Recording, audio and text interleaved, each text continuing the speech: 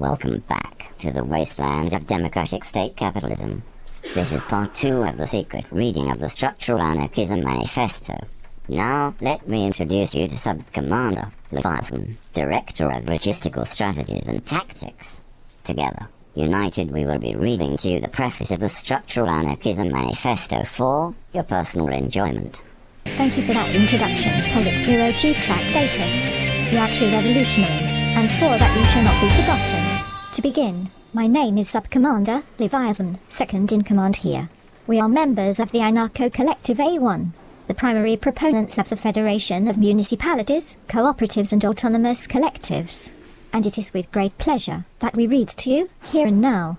Let's begin. The fundamental purpose of this unique book is to give certain movements an interpretative model or language of understanding and action concerning the basic workings of our current dominant political economic framework, democratic state capitalism, from which definitive meaningful conclusions can be derived outside democratic state capitalism ideology, and where a definitive individual micro-program of resistance and subversion can be implemented in the micro-recesses of everyday life, that can stimulate subtle refined social changes unrelated to the status quo. This book establishes the central workings of the logic of capitalism. The rationale for this philosophical exposition is laying out there of the fundamental basis of the logic of capitalism, based not on any Marxist framework, but on a structural anarchism basis and framework. The logic of structural anarchism is a new interpretive framework and languageal analysis and understanding that, although sympathetic to Marxism and its commodity form analysis, develops beyond Marxism into its own pragmatic revolutionary program and political economic analysis. This book explores the complications and the complexities of the basic fact that we are increasingly living within the confines of a disciplinary surveillance society, where privacy is really based on an individual's ability to expose the surveillance mechanisms monitoring his or her private life. The assumption is that surveillance and discipline is now total, and that most surveillance and disciplinary mechanisms never attain the light of public knowledge and scrutiny. As a society, Western democracies have moved beyond democracy into a new socio-economic formation, the framework of the soft totalitarian state. Our democratic totalitarianism, where Antonio Gramsci's notion and theory of hegemony is now obsolete, having dissolved into a type of soft all-encompassing totalitarianism. No longer is there the possibility of countercultures and alternative cultures operating independent or outside of dominant mainstream surveillance, discipline and culture. Countercultures and alternative cultures are now subsumed, monitored and disciplined within the parameters of the dominant culture of the soft totalitarian state, the military-industrial complex. It is soft totalitarianism in the sense that we, as humans, are not imprisoned, disciplined and punished akin to traditional hardline totalitarian states, but we are monitored and under surveillance akin to traditional hardline totalitarian states. Like hardline totalitarian states, surveillance is total, and continually seeks to refine its totality, and its mechanisms of information gathering. Today, through the interconnectedness of the state, its institutions, corporations and parastate organizations, surveillance and discipline is total, but there is a litany of disciplinary and censorship mechanisms in effect that are soft in nature, capable of applying variable degrees of soft and hard disciplinary measures depending on the situation or individual. What distinguishes the soft totalitarian state from the traditional conception of the hard totalitarian state is its ability to have nuances in its disciplinary measures, that is, the ability to be as hard and as inhuman towards dissent and disobedience as hardline totalitarian states, and the ability to be pliable, lax, and nuanced towards various degrees of dissent and disobedience. The soft totalitarian state is ruled for the most part by administrative microfascism networks or languages. An oligarchy that functions at the micro-levels of everyday life. A creeping fascism, seeking to batter down and discourage all alternatives and differences to its rule at the micro-levels of socio-economic life in favor of a generalized dispiritedness and a celebration of the status quo as rightfully and legitimately the best. This microscopic total war, embodying a plethora of micro-skirmishes and micro-fronts, is present in our homes, our choices, our daily routines, our relationships, our ideas, and most importantly in our livelihoods, etc. These ruling administrative micro-fascism oligarchical networks/languages, present to various degrees in all Western democracies, are not necessarily blatant, flagrant, highly visible or without humor and understanding like traditional hardline totalitarian states. Its type of morality, or amorality, is not by nature stern and obdurate, but it can be. It is a military-industrial morality, a type of morality, or amorality, focused on maximizing the accumulation and extraction of surplus value. That is capital.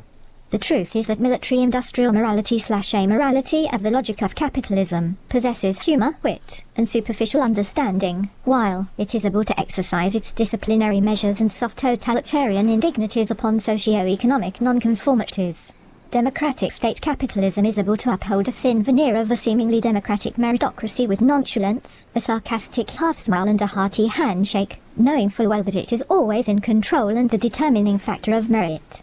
It is micro-fascism, a sort of pop-fascism.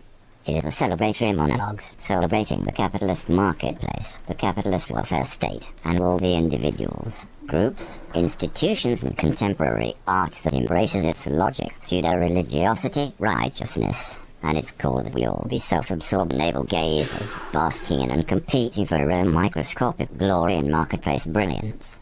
Despite the thin veneer of seeming democratic meritocracy, the administrative micro-fascism network/languages, like all traditional hardline totalitarian states, are comprised of interchangeable cogs, who are essentially expendable, due to the fact that all that is required to comprise the micro-fascism network/languages/oligarchy is obedience.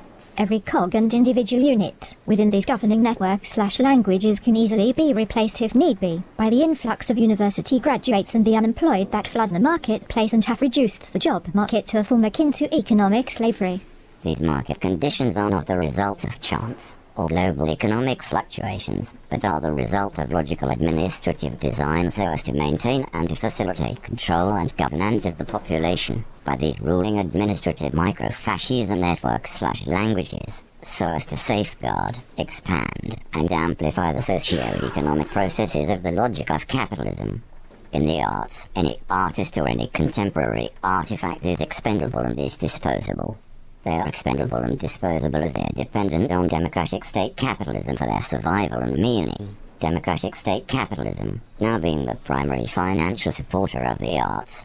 They are dependent on democratic state capitalism for their survival and meaning, because these artists and artifacts are devoid of independent vision, and they are devoid of independent meaningful messages other than the vision and the message of celebration and total submission that the soft totalitarian state disseminates and engenders. Consequently, any artist or artifact that embodies this essential quality, that is, ideological congruency with the logic of capitalism, which is ready-made, readily available and rampant throughout democratic state capitalism, can easily become a celebrated merit-filled nexus of the ruling administrative micro-fascist networks/languages that entwine the social fabric of the soft totalitarian state. Notably, this author bears no illusions that structural anarchism is viable in the current socio-economic landscape, or could even succeed at the moment in replacing the current socio-economic formation of democratic state capitalism, as the majority of citizens are adverse and oblivious to the notion of the implementation of a new political economic framework and system. This is primarily due to years of indoctrination, fear, and living within under the precepts of false consciousness engendered by the dominant democratic state capitalism ideology. Better the devil you know than the possibility of another. Better to live with the rampant exploitation of this political economic framework than to attempt an unknown, untested organizational form of politics and socio-economics. However, this does not mean that one should abandon such a venture, as it is such a venture that stimulates hope, inspiration, innovation, and most importantly, the idea that the current socio-economic system, already in place which manufactures such divisions, discriminations and inequalities, can be more intelligently organized and can function more equitably for the greatest number. The primary principle that makes the logic of structural anarchism a viable option and a venture worth pursuing is its innate rationality, analysis and institutional transparency. The rationality, analysis and institutional transparency that logically demonstrates that the current political economic system, democratic state capitalism, can be more intelligently organized and can function more equitably through the adoption of a structural anarchism political economic framework. A political economic framework that is founded on the central grounding praxis of flipping the logic of capitalism, specifically its centralized military-industrial morality/amorality on its feet and right side up again, so as to dislodge, displace, and return the logic of capitalism from where it came and sprang as a subordinate proxy of the insatiable drive for ownership/knowledge.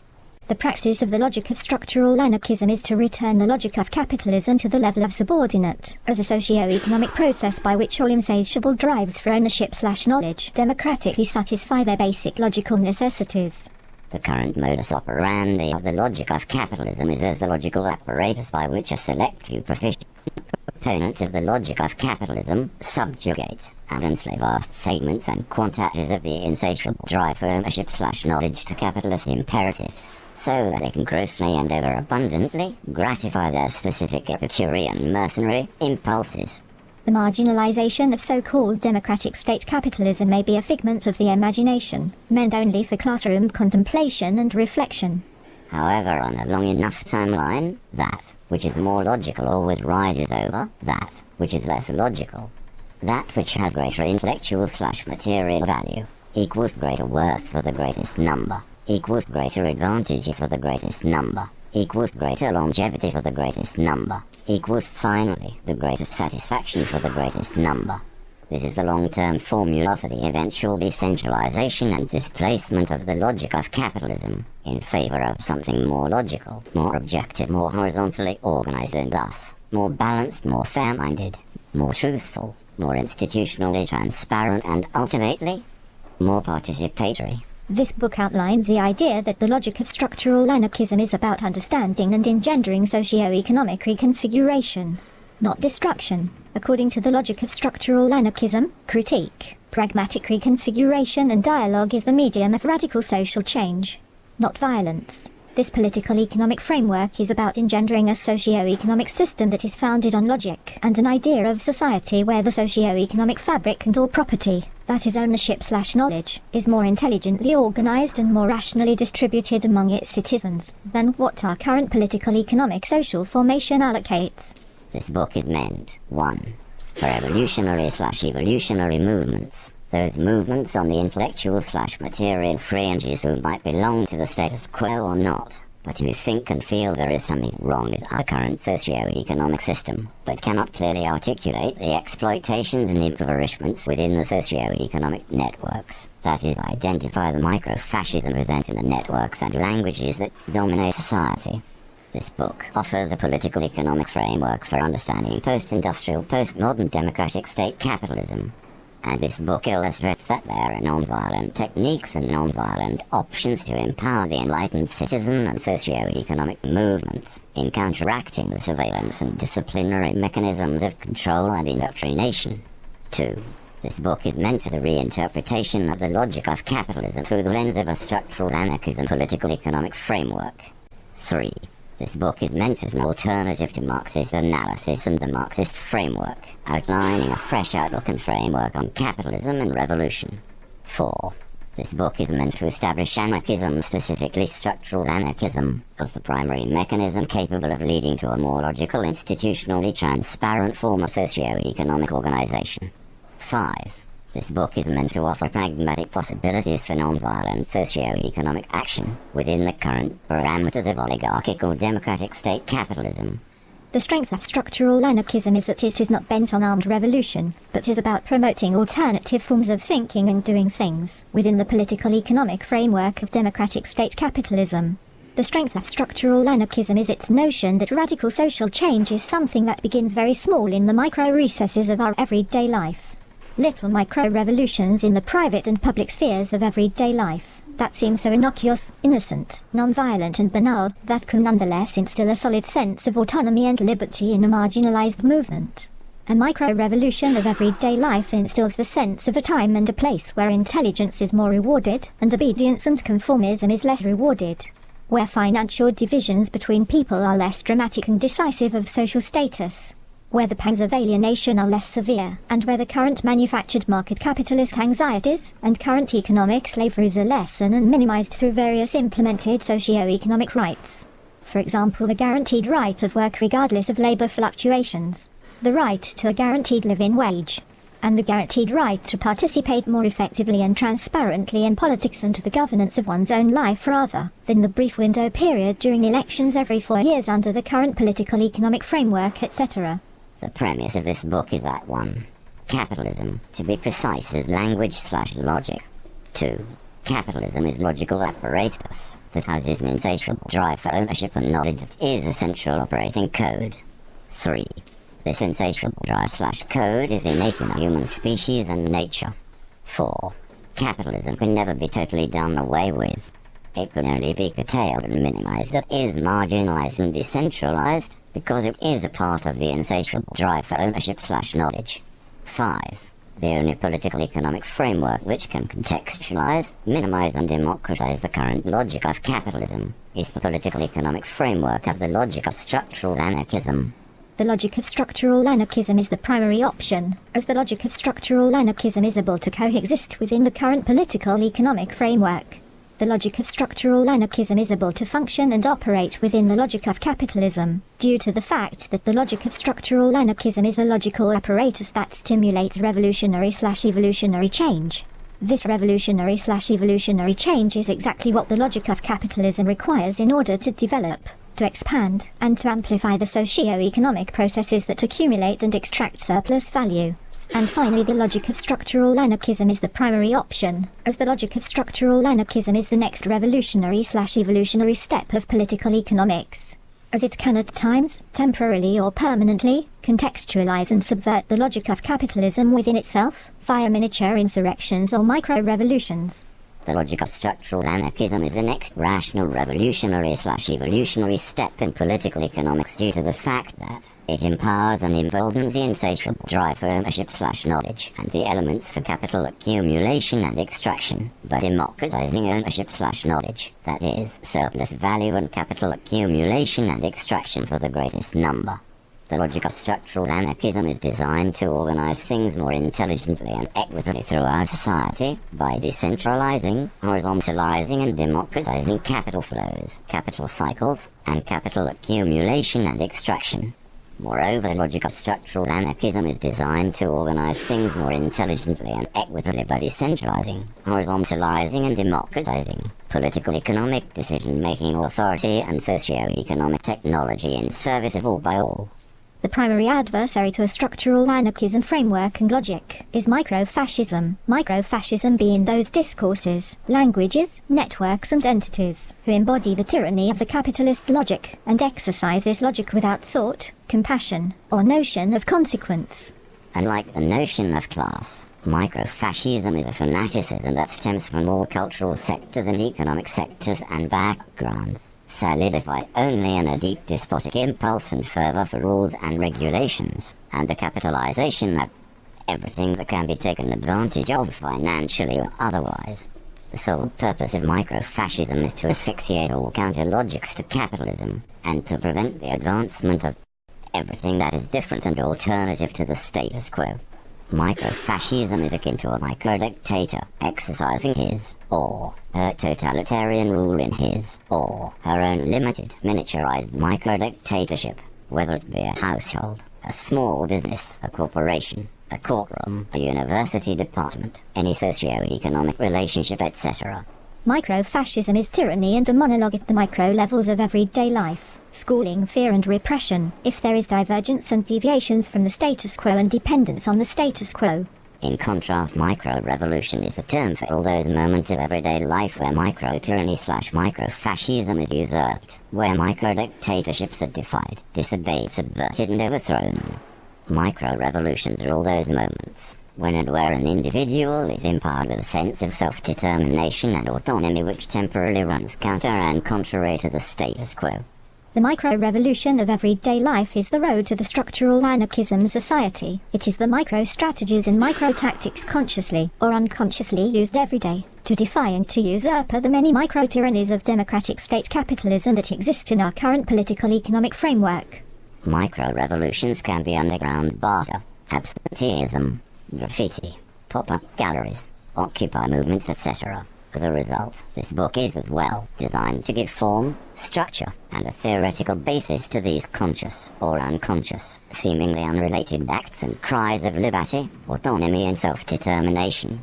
If micro-fascism is the ruling ideas, ruling art, and ruling social groups of our epoch, then micro-revolutionism is the revolutionary/evolutionary spirit, art, acts, and minds of our epoch. that strive for a more egalitarian, transparent, democratic political economic framework based on a greater logical organization of society. The micro-revolutionary praxiocrat is the cognizant antithesis to the micro-fascist technocrat that inhabit the vast, interrelated networks of democratic state capitalism. The micro-revolutionary praxiocrat establishes greater liberality, autonomy, institutional transparency and self-determination wherever he or she contextualizes and usurps the logic of capitalism, and wherever he or she establishes greater rational organization than the logic of capitalism and its administrative socio-economic apparatuses. Finally, this book is a critique towards the political economy of contemporary visual arts. This book gives reasons why contemporary art has devolved into something bland, mediocre and lame that is into a tool of democratic state capitalism and its logical pursuit of surplus value and base mediocrity, all the while art being highly diluted, ever-present, and saturated across everyday life. This book explains how and why contemporary art has developed the way it has in recent years, and has fallen under the thumb of democratic state capitalism for its continued survival and sustenance, while at the same time as there is more art to be found throughout society than ever before in history. Everywhere we find contemporary art professionals, and newly minted art institutions burgeoning, and yet nowhere is great art visible, understandable and identifiable, having itself been submerged and crushed beneath the vast expanse of meaningless nonsensical kitsch and an average base mediocrity present at all levels of art education, all levels of the marketplace, and all levels of the art world. Today, contemporary art saturated everywhere represents and reflects the average tastes, average wants, average aspirations, and the average meaningless nonsense and ambivalence of average bourgeois mediocrity, that is the average majority. And this is no accident. It is a construct of the socio-economic processes of democratic state capitalism, designed solely to 1. Subsume and marginalize great art, due to its revolutionary/evolutionary capabilities, in order to render its capabilities ineffective. 2. To control the arts, that is, to control what is produced and its messages. And 3. To congeal ideologically a standard mass of insatiable drives for ownership/knowledge, for the accumulation and extraction of surplus value, that is, capital. Art, subsumed in the service of democratic state capitalism, no longer strives for greatness, creativity and innovation. To the contrary, it is now anti-greatness, anti-creative, anti-innovative, anti-artistic, anti-art. Its goal is averageness, lameness, dullness, banality, mediocrity, triviality, standardization and indoctrination. It is engendered this way in order to facilitate its marketplace circulation and so that it may embody the exact principles and purpose centralized in the logic of capitalism, the state, and its art institutions, that is, the all-important, all-encompassing logic for manufacturing surplus value, namely pure capital. Notwithstanding this, author does not uphold a notion that one day we shall wake up to a structural anarchism society overnight. However, this author knows that the logic of structural anarchism is on all factual accounts the next evolutionary/revolutionary step in capital and political economic development. If a few of the structural anarchism policies introduced in this book come to pass, this book will have made the world a slightly better place. More logical, more institutionally transparent, more just, more intelligently organized, and more logically aligned with the logical necessities of the insatiable drive for ownership and knowledge. The value of this emancipatory logic, the logic of structural anarchism, is that it can never be underestimated, ignored and fully marginalized. For its inherent logic forever returns to the political economic vanguard, as the logic of structural anarchism is the logic and the political economic framework that best coincides with the logical necessities of the insatiable drive for ownership/knowledge. With every mini-insurrection and micro-revolution burgeoning across the stratums of democratic state capitalism, with increasing regularity, this fundamental fact is as well increasingly becoming evident. The reason is due to the fact that the logic of structural anarchism is intrinsic within the insatiable drive for ownership/knowledge itself, as its mechanized structure of logical rationality, hence, the eventual logical supremacy of the logic of structural anarchism over the logic of capitalism. This concludes the preface of the Structural Anarchism Manifesto. Please stay tuned for Section 1 of the Manifesto, to be completed at a later date. Once again, the Structural Anarchism Manifesto can be purchased at Amazon.com, under its author's name, Dr. Michel Luc Bellemare. Your very own copy is waiting, here and now. The revolution must not forget dancing and a Ghoul soundtrack. It must have music and dancing.